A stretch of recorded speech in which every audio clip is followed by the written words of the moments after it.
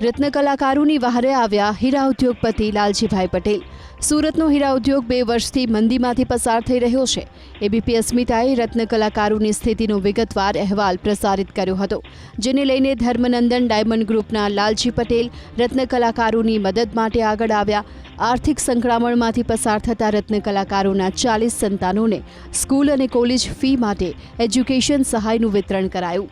Indian diamond ઇન્સ્ટિટ્યૂટના chairman Dinesh Navadiya અનુસાર આગામી દિવસોમાં અન્ય કંપનીઓ પણ આ દિશામાં વિચારે તે જરૂરી છે।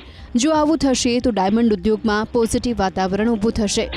સુરતનો હીરા ઉદ્યોગ 2 વર્ષથી મંદીમાંથી પસાર થઈ રહ્યો છે। એબીપી અસ્મિતાએ રત્ન કલાકારોની સ્થિતિનો વિગતવાર અહેવાલ પ્રસારિત કર્યો હતો, જેને લઈને ધર્મનંદન ડાયમંડ ગ્રુપના લાલજી પટેલ રત્ન કલાકારોની મદદ માટે આગળ આવ્યા।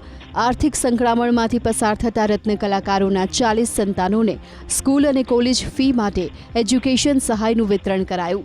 ઇન્ડિયન ડાયમંડ ઇન્સ્ટિટ્યૂટના ચેરમેન દિનેશ નાવડિયા અનુસાર આગામી દિવસોમાં અન્ય કંપનીઓ પણ આ દિશામાં વિચારે તે જરૂરી છે। જો આવું થશે તો ડાયમંડ ઉદ્યોગમાં પોઝિટિવ વાતાવરણ ઊભું થશે।